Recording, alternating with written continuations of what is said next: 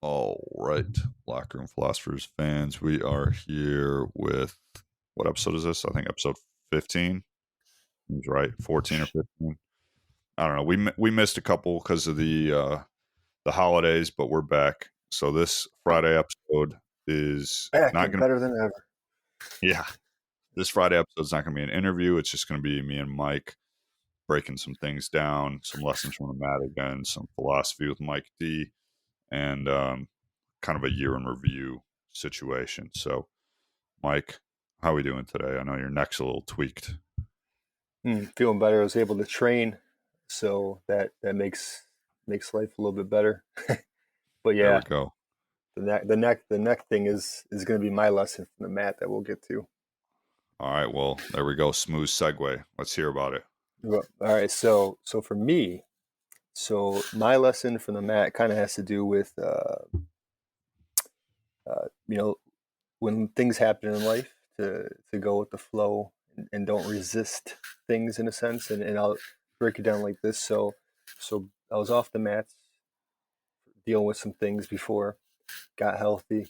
I was like a week and a half off, right, from training from jiu-jitsu and krav. So then get healthy, get back in the mats, hit like 5 days in a row of training, and then tweaked my neck on Sunday.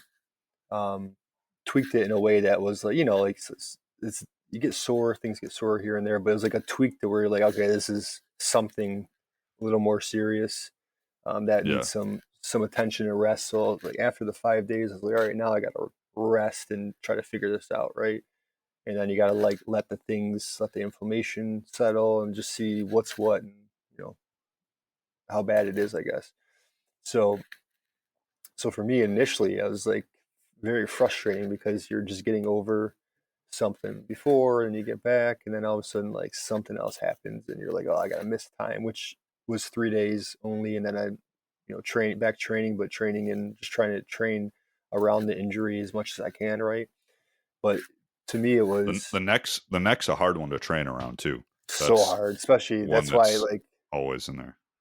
yeah, and it's with grappling and jiu-jitsu it's so hard, to really keep it protected and make sure that I'm doing my job of making sure that, okay, even though I'm letting people know, I'm still going to be a little bit overly protective of it and trying to, my movements around defending the neck is going to be a little more, probably just a little more like dramatic, just to keep people away Yeah. from it. But yeah, it's so for me it was like the frustration kind of kicked in because it's just like fuck, injured, like what the heck, getting healthy, getting back on the mats, and then a little setback, hopefully little, which I think it is at this point. But so for me it's just kind of it's just a lesson sometimes that there's certain things that we can and cannot control.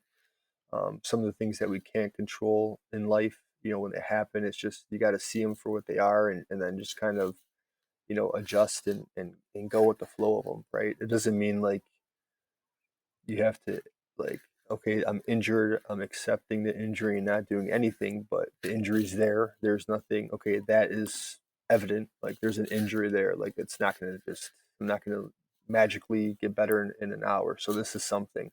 And now because it's something, for me the lesson is like, okay, don't try to resist it, right? There's an Mhm. injury there, so start to deal with it, right? So for me it's doing what I need to do in terms of like body work and giving my injury time to heal, using the peptide and anti-inflammation cream, taking my peptides, doing like body work in terms of like myofascial release, trigger point therapy, massages, going to the chiropractor, things that I need to do to try to get things, help support the body and support the injury. Um, so my initial reaction was like kind of like frustration, a little anger, right? These things going through, like, damn, just because you just want to be healthy and keep training, you don't want these things. But then it was just a reminder, like, hey, it's having this kind of attitude and approach to it is not going to make it go away. It's not going to fix it. It'll probably actually make it worse because having those kinds of emotions linger, around is not good for your body too. So for me, it's just a reminder, like, hey, this is part of the gig, part of life, right? These things happen. Yeah. and Yeah, it for sure. could be worse too, right? So take it for what it is, and just go with the flow, and just give it some love, address it, and then it's a reminder to myself that jujitsu, martial arts, it's a lifelong training for me. So there Mm. doesn't need to be like, I don't need to get better by tomorrow because of something, right? Like, obviously you want to be you want to heal up and get better as quickly as possible, but then again, there's nothing like, oh, I'm gonna get better because I'm gonna attain this thing that is gonna, do what for me, right? So there's no like Yeah. end in a way, right? So it's just a reminder to myself, just take it as it is. It's part of the gig. Yeah, it's a lifelong pursuit. And as Mhm. we've discussed with like, I think 80% of our guests, anything that you do that you get good at, it's going to be whatever you're doing consistently. So just even if you can get back in there and do something, then you're being consistent. And Mhm. it's a combat sport. So you're obviously going to get dinged up a little bit. You're going to get different things to keep you off the mats. But if you're just consistently showing up, you're going to get better, regardless of regardless of how much of a grind it tends to be, especially at a place like Assembly where we've got a bunch of gorillas beating us up all the time. It's you're getting better just being in there and learning from those people. So yeah, you just got to keep showing up, like you said. Yep. And then All right. sometimes it's even like, okay, even if they can't spar, roll, right? It's just, you can drill. So even just going, or even showing up sometimes just to watch, and like learning from that aspect. So doing what you can too is important, and not just fully shutting things down and not doing anything. So like for me, sometimes even if I'm taking out too long, like I'd want to at least be there to watch and engage my mind, and pick up some learning that way too. So it's like, there's always like a way to kind of alter your approach to training to where you're able to still train and gain some benefit and things from it that you don't necessarily have to, physically be 100% too. Yeah, for sure. So my lesson from the mat. Let me. Well, I've actually got a couple things. I've been holding these in for like a week and a half now, or whatever. I just write them down as I think of them. But I had a conversation after one of the classes with kind of a younger guy. I think he's like 23 or 24, but he was talking about how before he just got his blue belt actually, and he was talking about how before he started training there, he smoked a lot of weed, drank, like was just doing what he was doing, like just smoking some weed, just drinking, not really focused on anything, trying to, not really like trying to progress. And he said that since he started taking jiu-jitsu super seriously, first off, he's gotten really good, which is pretty annoying actually. But um but he was talking about how just being surrounded by so many people in the gym that are successful in a wide variety of ways, like whether it's in jiu-jitsu itself, whether it's in business, life, whatever. There's just a lot of people that are pretty successful at this gym in particular, and at pretty much every gym I've been to. uh, and he was saying that has kind of, he's stopped smoking weed, he's stopped drinking, he's stopped just like playing video games all the time. He's started, being more disciplined by just learning from people about their success at the gym.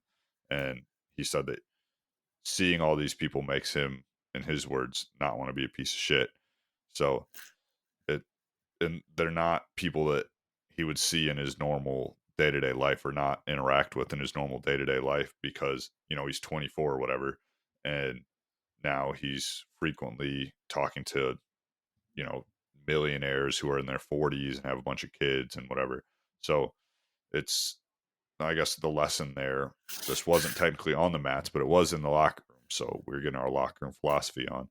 The lesson there is just about reiterating how you are, who you surround yourself with, and you surround yourself with better people, and you'll gain better habits, you'll learn things, you'll be a better version of yourself, and you'll cut out the excess dumb stuff that you're doing, whether it's drinking, smoking, just playing video games all the time, whatever, just wasting time. And yeah, if you're if you're surrounding yourself with people that only do those things, then you're not going to necessarily see the more productive way of living, right? And that's kind of that's basically my lesson is you are who you surround yourself with, and if you are consciously interpreting what you're learning from those people and you're intentionally growing those relationships, you're going to learn and you're going to be a better version of yourself and succeed. So that was just a pretty cool discussion to have with that individual. You know him, obviously. He recently got a pretty dramatic haircut. I won't say his name online, but I know. um, yeah, Yeah. LB No, and Bean. that's the beautiful thing too, man, is especially when it's like that's like timeless wisdom too, is like you are who you surround yourself, like you're the product of your environment, the product of your like, friends, the group of people you hang out with, like that's it's kind of like what you're going to emulate and so like when you hear these things and you just see that that's because I've heard the same thing over and over similar just wherever it's like the change of environment and being around people like even okay jujitsu like how many people just from a motivating standpoint of trying to lose weight and get in shape and get like and it's not just like an aesthetic physique thing but like you're just seeing people that are like in great shape in jiu-jitsu and you're like okay like it motivates you to say maybe I don't after training maybe I don't want to have the same thing I've been kind of eating my whole life. Maybe I'm going to start making better choices on this because it's going to help me perform better, going to help me look better, feel better, right? So it's just, but then you wouldn't get that necessarily if you're not around that environment, around those people. Same thing with like mentally, and so yeah, I think that's an amazing thing to hear because it's just always like a reminder, like you know these like lessons like that wisdom was passed down. You hear it over and over and over again from different people throughout the history of time, and you're just like, there's a reason why they emphasize that too. Yeah, So yeah, it's for it's sure. great. My other lesson was not from a mat, but it was from working out. So working out for the mat. So I'm gonna count it anyways. I was doing Yeah, so I was doing my sandbag workout the other day. So I just have one of those 150-pound Rogue sandbags. It's like a ball shape, and it's like the canvas bag. You know what I'm talking about? Hmm. Hmm. It's just an actual sandbag. And uh, so uh, I was doing front squat, like bear hug squats with it, and then some deadlifts, and then some deadlifts with the 106-pound kettlebell I have, and just kind of doing circuit stuff. And I was tight on time. I think this was on Christmas, actually. Yeah, I was tight on time because we are making breakfast or whatever. And so I finished it with just a few sets of I would deadlift and then I would do just sandbag, just like a bear hug hold. So just squeezing the sandbag to my chest for the first one. I set it for a minute and that was pretty easy. And then, or it was a minute 15. And then, so I set that for a minute 15 and that was pretty easy. So I was like, all right, I'll do 2 minutes next. And so I set it for 2 minutes. I thought this will give it away, but I thought I hit start and I apparently didn't. And so I was just hugging it and I was like, man, this is the longest 2 minutes ever. Like this is taking forever. But I was like, I don't want to drop it and then have the timer go off like 5 seconds later or whatever. I'll feel like a bitch. So just like keep doing it, keep doing it. And then eventually, like I was shaking, my back ended up, it was like tightening up and it was like, it felt like something bad might happen to my back. And like my back was giving out before my grip, actually, which is shocking because my grip strength sucks, as we learned in the Don Cummings episode. But so I'm like, all right, you know, just give it like the timer hasn't rang yet. I give it a few more seconds. I give it a few more seconds. And then eventually I drop it. And then I look at my phone and it had been over 4 minutes. And so I was like, well, that's why it felt like it was the longest 2 minutes of my life because it was over double that. And but so the thing that I learned there was like that was just a self-limiting belief. I did the minute 15. Like that was just what I thought I could do. So I was just going to hit that and then that was it. But because my fear in my own mind of just feeling like a bitch for dropping it before the timer rang, it was like, no, you're going to keep going. You're going to push it till you can't push it anymore. And then I doubled what the expectation was in my mind. So that was pretty interesting to me, just thinking about like how our body or how our mind is like you can limit your potential with just your either self-doubt, whatever the opposite of ego is. There's your mind will hold you back more than your body will. You can push it harder than you think you can. Mhm. Within reason, obviously you can't go too far, but yeah, your mind can limit your potential dramatically or your Yeah, results. Yeah, 100%. your mind will limit your results. Yeah, that's amazing. Now you know 4 minutes is possible. So for you, it's like that's your new. This is my baseline now. 4 minute Yeah, holds, and then you can go from there, go from there. But yeah, yeah, yeah. that's the and you see those with like world records, man. All like especially okay running. Like the guy, I think this recently, I think it was I forgot the exact time, but I think they just broke the world record again for fastest marathon finish. Um, Those are like those records are absolutely ridiculous. They're it's holding crazy. like 4.5 minute miles or whatever for It's twenty six crazy, dude. point two miles. I'm gonna Google And that right now. and then they'll beat them, and then like when they beat them, it's bad. They'll like shave off like a second or 2 seconds, kind of thing. But it's just like before that, it's it's like one of these things where it's like, okay, this is the record. Like, who's gonna beat this, right? And then now everybody that's pursuing it knows it's possible. So then it's the next person that reaches the next record, and then it shows that's possible. It's like even like I forgot there's a story about the mile, like when they first hit the 4 minute, was it 4 minute mile or something like that? Yeah, it was a 4 minute mile. Yeah, before that it's like nobody would think that's possible, and then as soon as that person hit it, like all of a sudden there people are hitting it frequently.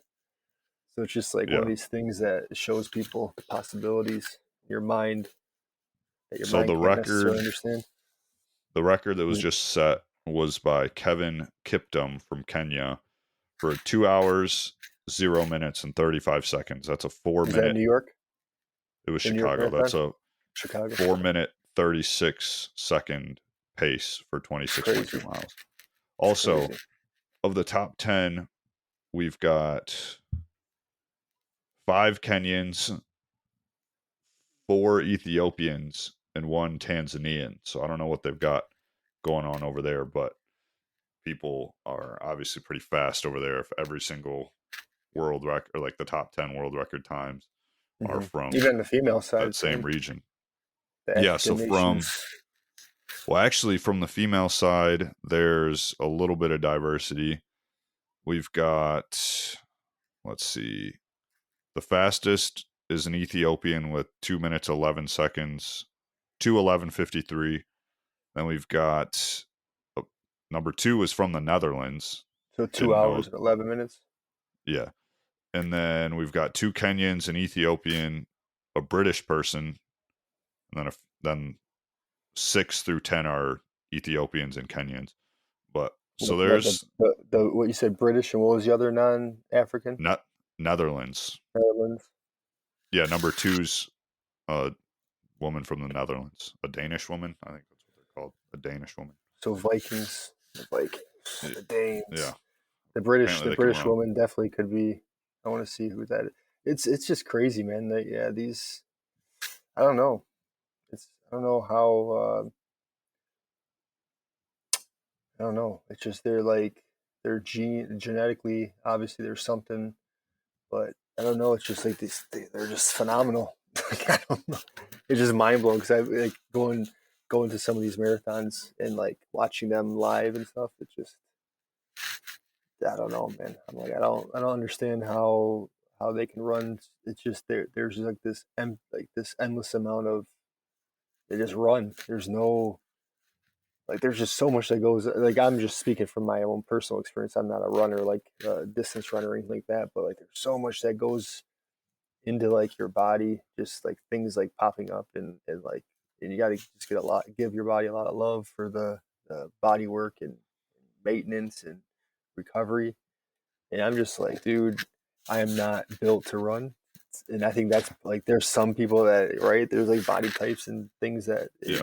I'm not one of them. I have way too, first of all, I have like too much muscle to where it would be like efficient um, for distance, especially. But I don't know, man. These people are just phenomenal, phenomenal, even Well, in and sprinting and stuff too. there's something to be said too for dedicating your life to something where your whole goal is to shave off like a A minute second. or whatever over the course. Well, but over the course of a 2 hour thing, like swimmers or whatever, they're Mm-hmm. shaving off portions of a second. But those are like 20-second sprints or whatever it is. Versus this, that's you're running 26.2 miles in 2 hours and some change. And to beat that, you now need to go run another 26.2 miles. Like you have to have your performance so dialed in to be able to shave off tenths of a second or whatever, 30 seconds over the course of 26 miles. Like if one of your miles is The pace, yeah. like if you're off on your pace by 1 second per mile, then now you just added 26 seconds to your time and you're Mm-hmm. now out of the top 10. You know what I mean? Like Yeah, I that's hear them talking about it. Like when I listen to the commentary on when it's like especially like the major marathons, I'll watch and then you hear them talking about, because usually they're following like the main, the top athletes. You hear them talking about that, like, oh, such and such's pace is a little bit it's here and it needs to be here if they want to, beat this record or go here. And you're just they're talking about seconds, like their pace for that for mile two is like, hours. yeah. Like that's I'm like, man, that's insane. her pace is like 2 seconds slow per mile, but and then I mean I think it's phenomenal, but then for like over the course of 26 miles, it's going to add up to where they're not going to hit their whatever their goal is. But yeah, it's crazy. You're never gonna see me running 26 miles like that. It's You're not not going to do happening. one. You won't do one marathon. Absolutely. There's zero desire in my heart to run 26.2 miles. I would do one. Mario's going to do a marathon next year, but Yeah, I have no desire to do that at all. I would There's do one, but I would do one without like I don't really. Uh, I would do one just to do one, but I don't like really. It's not something that I'm trying to do now or anytime soon. But eventually, I'd like to do one. But I don't know. We'll see. nah, My knees eh, aren't the healthiest right yeah, now, so yeah, I'm I'll good. just I'll just I'll just ruck for 26 miles and call it a Yeah, day. there you go. Yeah. Yeah. All right, so let's hear your 2023 in review. So either highlights of life or whatever, or if we want to keep it mat and training focused. Then shout out to Devon Garmo, the smaller and younger brother, and should we say more natural? I don't know. Brother of of world silver medalist David Garmo. He's the one that came up with this question. Yeah, he posed the question to me. Yeah, so so I'll keep it like lessons from the mat. When he asked me, it was like interesting because there's like a lot of things that I haven't really given too much thought over the course of the whole year yet with jujitsu. Like now I still have to like sit and kind of reflect a little bit deeper on it, but just what comes to mind. Um, there's a couple things. Like for me, it's just being so in 2023, I think that I've gotten more comfortable uh, and more, allowing myself to stand up more. So something as simple as just engaging on the takedowns, not pulling guard right away, just being more comfortable, like just with the hand pummeling, underhooks, overhooks, fighting those, not, if somebody's working a takedown on you, not like dropping down and pulling guard right away, like try to work out of it, try to disengage. Um, when I first started training, maybe think it was like 3 weeks into it, something like that. I had tore some cartilage in my rib, and so I was out for a minute, a few weeks or something like that. Um, and like that shit was painful, man. Like torn cartilage was like I was just like whoa, because it was yeah, it was debilitating for at least a week, to where you like I felt like fuck, man, I'm no good. Like I'm very vulnerable, because like walking, like I couldn't move. Like the rib was just torn, like the cartilage, so I couldn't really expand anything. I couldn't move. I had no strength. Couldn't even sit up on my own for the first few days. I had to kind of like sleep sitting up, because I was home alone during that time too, so I had nobody like to assist. So after I recovered, and that was in the beginning too of jiu-jitsu, it happened like it was just fatigue, uh not being used to like break falling and falling the proper way, but then also like okay, even though I had some awareness on how to land, but then it's just the fatigue and being new to it. After a while, it came down, and I just didn't, I just getting tired and came down wrong. How um long have you been training? 2.5 years. Okay. When? Yeah, So when? December's 2.5. It was like June of so 21, Okay. So we've been or training yeah, yeah, at least 2000. consistently. That's. I think I started consistently training in May of 21, May or June. Like at Yeah. least three. That's when I signed up for Revolution in Richmond. So that was when I signed up and did minimum 3 times a week. Hmm. Yeah, because I had been doing it a little bit before that, but not consistently. So I was just curious what your Yeah, timeline was. yeah, We're yeah. the And same. yep. And then when it happened, like so, the first thing that goes in my head is okay, I'm like recovering, and I didn't get discouraged like to like quit training or whatever. But what went through my head is like, all right, well, these things like okay, you're a little older, man. Just pull some guard. Pulling guard is okay, right? And then obviously like allowing my body to heal too. I was gonna pull guard for a minute, and not just to like make sure the ribs and everything are healing good. But then I got to the point where, man, maybe for like a year I just pulled guard. Like I just didn't stand. You were a guard puller I was a for guard sure. puller. Yeah. And then it goes to the point where it's like, okay, well now I'm always on the bottom. Um, and I have to work on my guard retention, which I liked. Obviously, that's important. So there's like benefit. There's like a lot of benefit to the stuff that I was working on, but I was like totally avoiding standing up, right? Yeah, So 2023 was definitely a year where I'm just like, let's go. I'll stand up, and even if I get taken down, I get taken down. But it just felt way more comfortable just engaging and working takedowns, working.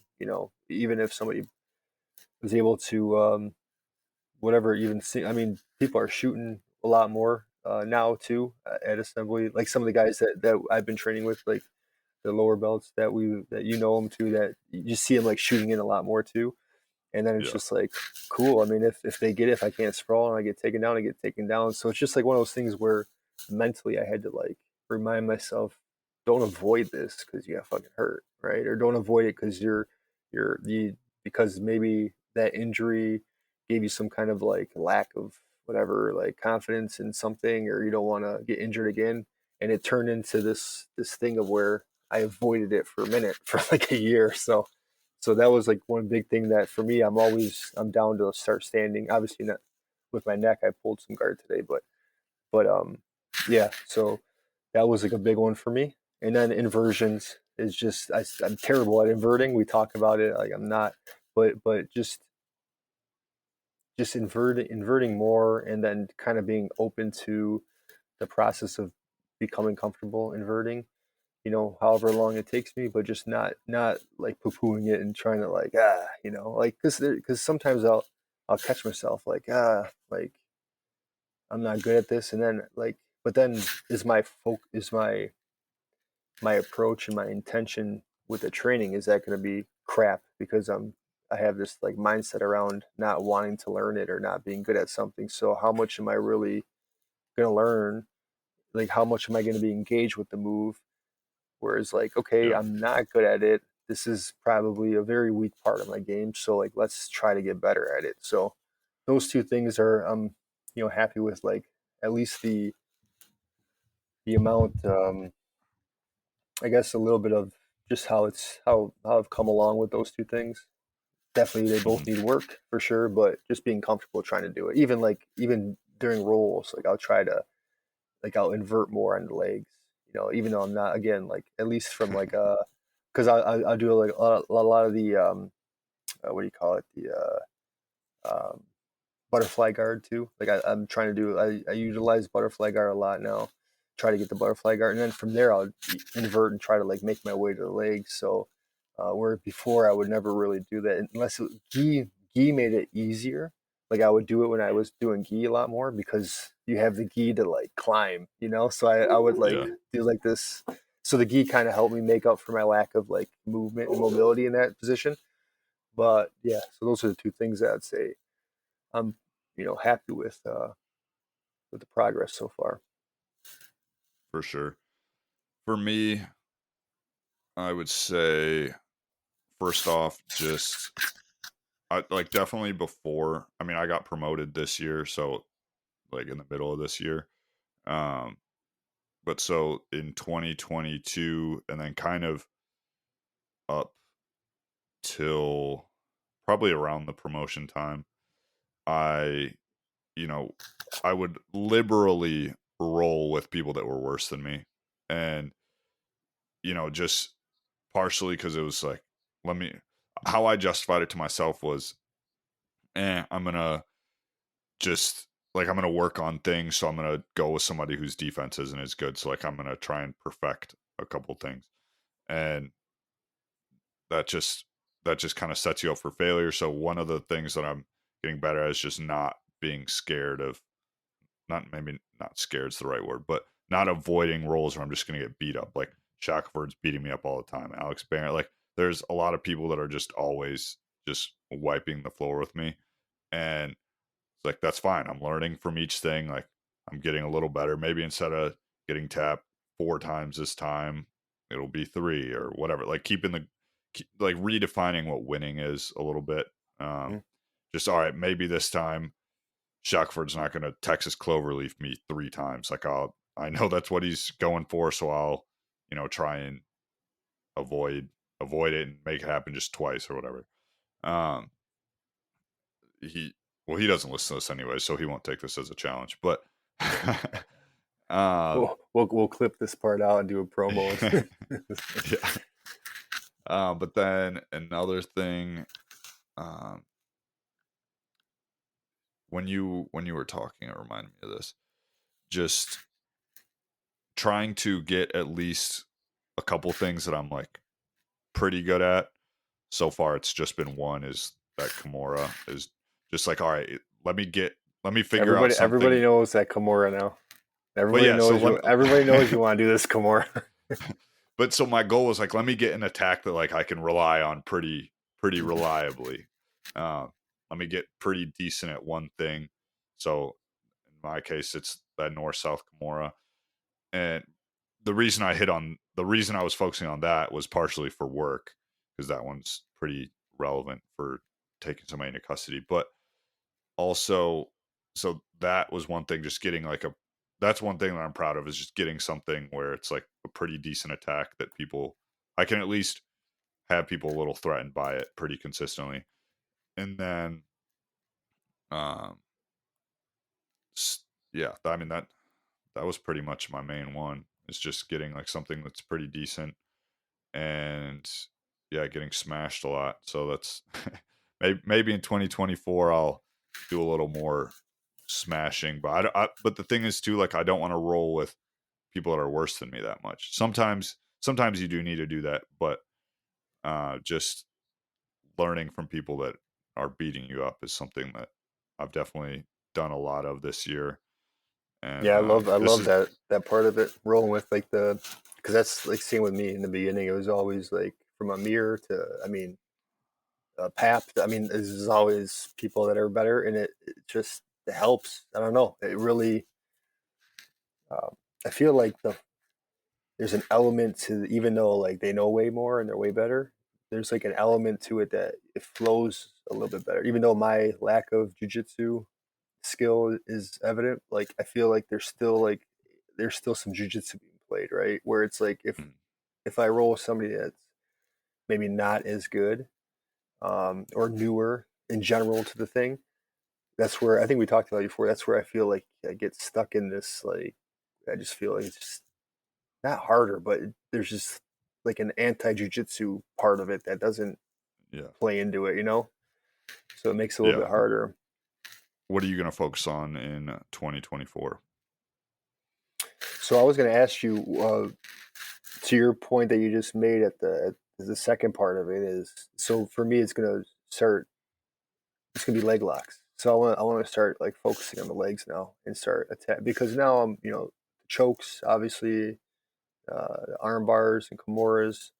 Um, I know, like my question to you is like, well, what is the thing now? You have your north south kimura. What are you? I think it's probably triangles. I don't know if that's going to still your thing that you're Yeah. trying to Yeah, implement. triangles. And Triangles. and I need to get better at attacking the back. Like I am god awful at I like the choking back. people when I'm on Hmm. their back. And like it's gotten to the point where if I'm on somebody's back, like 80% of the time I'll transition to the armbar because I can get that. But I'm just so useless at choking people when I'm on their back. And Hmm. it's actually gotten to the point where my son, Bunting, RIP to him, he hasn't been to the gym in like 4 months, but he actually, we were watching the first Lions game, that Lions Chiefs game, and he bet me, this was before his injury, but he bet me $100 that in our next two rolls, I wouldn't be able to finish him, like actually choke him from the back. And then we rolled once, and then he ended up getting injured later and wasn't, he didn't show up again. But like that was literally my whole goal in that round, and I ended up just armbarring him from the back because it was like this. I just can't choke him for some reason, and so that's going to be one thing. And I've been working on the stand up a decent bit, but I've been kind of doing more like foot sweeps or like just, I don't remember what it's called, but the one where you have two underhooks and then Brandon does it all the time. The two Mm. underhooks Yep. and then you step back and then kind of trip them. Hmm. So I've been working on more like low stakes, like the ankle pick, kind of low stakes takedowns. But I want to get confident enough in my wrestling that I can take good shots and like not be worried about getting guillotined or whatever when I take Hmm. shots. So 2024, um, it's going to be some wrestling, some Wrestling. attacking from the back, You're coming in hot with these and shots now. Noted.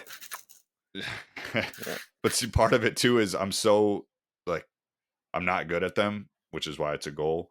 And so I end up like I can get double legs kind of decently, but then I end up just like ramming my head into them, and then my neck is injured for like a week. I mean, I Yeah. still show up, but like stub it's like Hmm. stubbing your toe, but with my head on the person's chest or ribs or whatever. Hmm. Jams it up And a little bit. yeah, so I need to stop doing that because that gets pretty annoying, especially now that I'm getting closer to 30. Can't be tweaking the neck all the time. Still baby neck. Still got time. Yeah. Yeah, it's but yeah, that's it's important too. So I like the fact, like, because there's so much that's thrown at you, you know, in jujitsu, especially in the beginning when you don't really know things, and then you start learning different aspects. You start like, you know, making sense of it, putting it together, understanding, you know, concepts and things. In the beginning, I didn't. Right? It's like, oh, like it's like that meme of like the person and like all these math problems. You ever see that? Like Yeah. it's Yeah. like Yeah. all, yeah, it's like that, you know, kind of thing where it's just like, huh, what's that? But now I like the fact that, like what you're saying now, all right, like there's certain things that I would work on, like my go-to submissions, or my go-to like attempts, you know, working certain things to where it's now, um, people kind of know you're going for it now, or you're getting complacent and just trying to go, like you're telegraphing things, right? In a Yeah. sense. So that's where, like, coming up to 2024, and I see there's so much, like the leg lock system is, at first I'm like, yeah, you know, I'm gonna learn it, like, but at first I'm like, yeah, you know, whatever, leg locks. But now I'm Yeah. just, there's so much value in just being a good leg locker, and like to where even like a really good wrestler or somebody who's good at whatever it is, if you're on the bottom, like even if I like, so me, I do like, I still love like a side control. I still like playing bottom. Um, but there's so many opportunities on the bottom to get the legs, to Yeah. tangle them, to invert, and to get there without having to be super like athletic in your movement. So I find like, again, I'm not trying to like be lazy and not move, but at a certain degree, it's like, okay, well, there's this whole like lower half that I'm not really paying attention to in live. Like I'm paying attention when somebody's attacking me, right? And I'm trying to learn Yeah. defensively, learn from it, but offensively, dude, I barely go for any legs until like the last 2-3 weeks, probably, kind of thing. Yeah. Last month, I would say, is where I started trying them, but that's where I'm like, I'm kind of not attacking this whole other part of the body that's there, at least intentionally, right? So that's my goal, is to like to focus more on that too. Yeah. My leg attacks are pretty awful. Um, yeah. But at There's least just you so go much to for them, focus on with jujitsu. you know. Yeah, but they're pretty low success rate. There hmm may be a slightly higher success rate than my chokes from the back, but they're not good. What's the hard your chokes in the back? Where do you find the most trouble?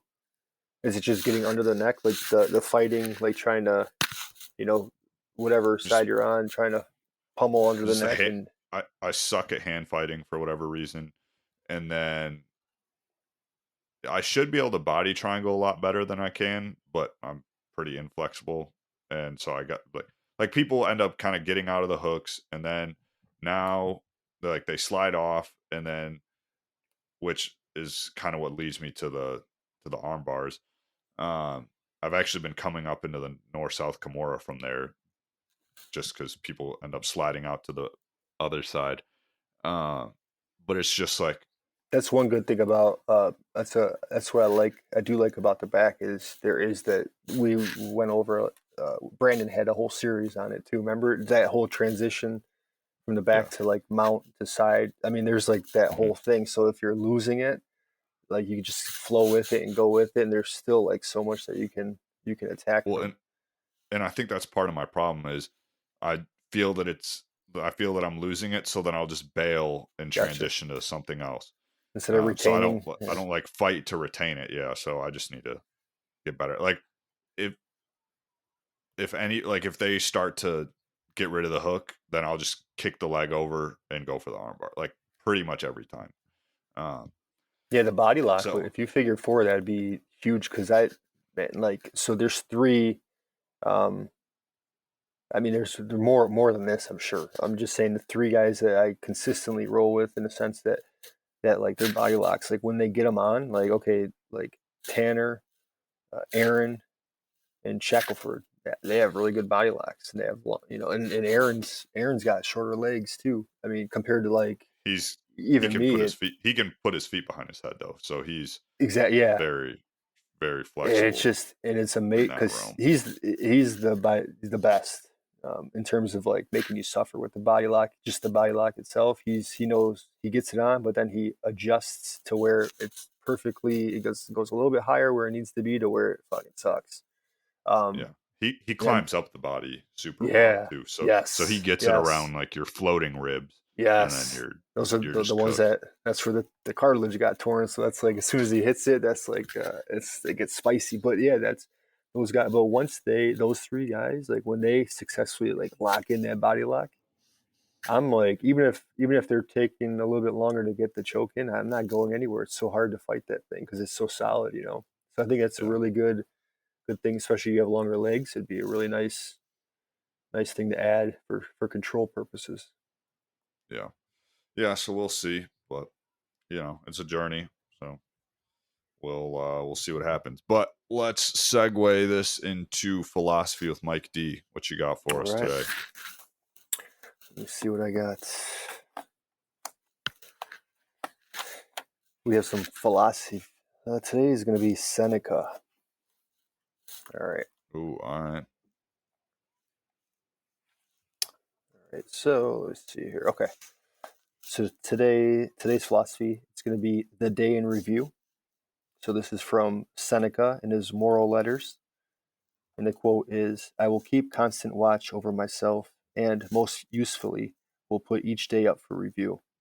For this is what makes us evil, that none of us look back upon our own lives. We reflect upon only that which we are about to do, and yet our plans for the future descend from the past." And then the write up based on this quote talks about it a little bit more and how it relates to just in general in life. It says, in a letter to his older brother, Novatus, Seneca describes a beneficial exercise he borrowed from another prominent philosopher. At the end of each day, he would ask himself variations of the following questions or prompts. What bad habit did I curb today? How am I better? Were my actions just? How can I improve? So at the beginning or end of each day, the Stoic sits down with his journal and reviews what he did, what he thought, what could be improved. It's for this reason that Marcus Aurelius's Meditations is somewhat of an inscrutable book. It was for personal clarity and not for public benefit. So writing down Stoic exercises was and is also a form of practicing them, just as repeating a prayer or a hymn might be. So the takeaway from this is keep your own journal, whether it's saved on a computer or in your phone or a little notebook. Take the time to consciously recall the events of the previous day. Be unflinching uh, in your assessments. Notice what contributed to your happiness and what detracted from it. Write down what you'd like to work on or quotes that you like. By making the effort to record such thoughts, you are less likely to forget them. An added bonus, you'll have a running tally to track your progress to. So that's the Stoic philosophy on journaling and reflecting upon your day, One which one I thing think that I is liked, huge. one thing that I liked from that, I don't remember exactly how he worded it, but it was talking about like being honest in your assessment or something. Yes. And yeah, if you're journaling or, just I don't journal, but if you're like thinking back on your life or your day or whatever, and or like mistakes you've made and you're not being honest with yourself, then there's going to be no progress. Like you're only lying to yourself. It's like when, you're working out or whatever, and you cheat on a rep, or like, oh, the program said 7 or 10 reps, but I only did 7. Like you're only cheating yourself there. And so, yeah, if you're, doing some self analysis, some introspection, something like that, and you're not being honest about it, or you lower your standards for yourself, then that's only going to negatively impact you. So I like how he phrased that.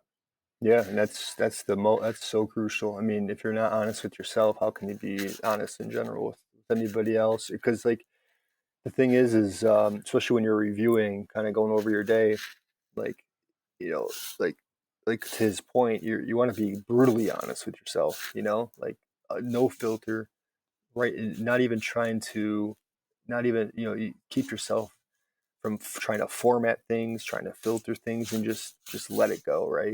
It doesn't have to make Yeah. sense like the sentences, because what we try to do is we try to make things less like we try to bring them into a lighter, like kind of like a lighter realm of what they really are, like so we'll self filter and say, okay, if this was the issue, we'll try to like make it not as bad in our mind, and then we're trying to format the if we're writing in a journal, like I catch myself trying to format things, and then what that does is it takes you away from like the whole uh, like reflection process of what you're really trying Yeah. to see and understand here, because you're just it's like this busy work your mind's saying like, oh no, focus on this, don't say that, kind of thing.